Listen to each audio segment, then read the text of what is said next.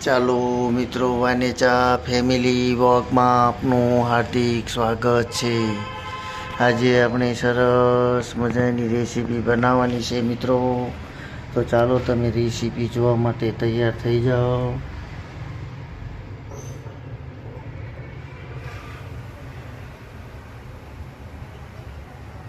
સરસ મજાની રેસીપી બનાવવાની છે।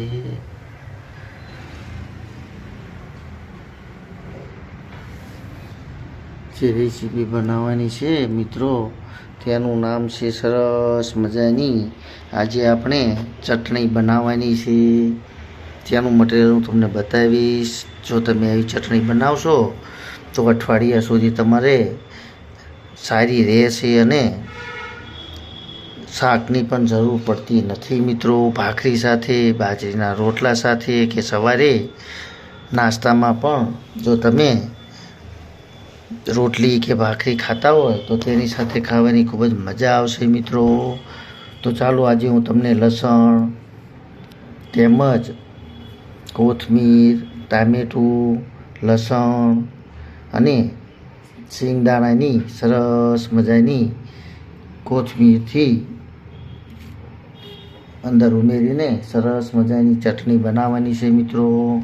તો તમે પૂરેપૂરી રેસીપી જોજો। ચાલો તો હવે સૌપ્રથમ આપણે શિંગદાણા અને લસણને કટિંગ કરી એટલે કે ખાંડીને તૈયાર કરી લઈએ મિત્રો। ત્યાર પછી આપણે તેની સરસ મજાની ચટણી બનાવવાની છે। તેની અંદર થોડા ટામેટાં પણ ઉમેરી દઈએ।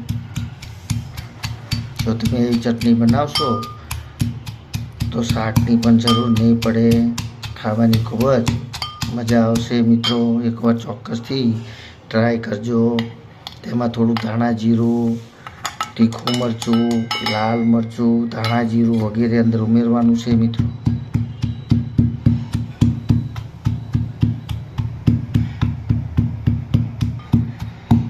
ચાલો મિત્રો, તો અંદર થોડી કોથમીર પણ ઉમેરી દઈએ અને સરસ રીતે વાટી લઈએ અને ત્યાર પછી તેનો સરસ રીતે વઘાર કરવાનો છે એટલે આપણી ચટણી તૈયાર થશે।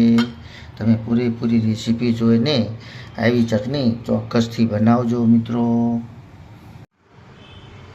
ચાલો મિત્રો, તો સરસ રીતે આપણી ચટણી વટાઈ ગઈ છે એટલે કે વાટીને તૈયાર કરી લીધેલી છે। તો હવે થોડોક વઘાર કરી લઈએ। થોડુંક તેલ ગરમ કરેલું છે તેની અંદર હિંગ ઉમેરેલી છે અને જે આપણે ચટણી ક્રશ કરેલી છે તે અંદર ઉમેરી દઈશું અને સરસ રીતે ગરમ થઈ જાય એટલે આપણી સરસ મજાની ચટણી તૈયાર થઈ જશે મિત્રો।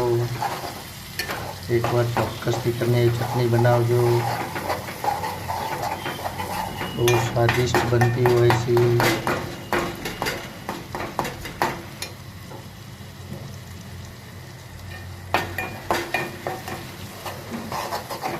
સહેજ આપણે અંદર જે લસણ ને ટામેટું ઉમેરેલું છે તે પાકી જાય ત્યાં સુધી તેને એકદમ ધીમા તાપથી એટલે કે ધીમા ગેસથી તેને પકવવાની હોય છે મિત્રો।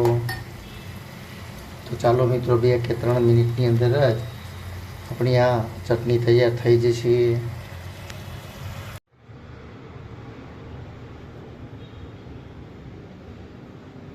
ચાલો મિત્રો, તમે જોઈ રહ્યા છો સરસ મજાની આપણી લસણની ચટણી તૈયાર થઈ ગઈ છે।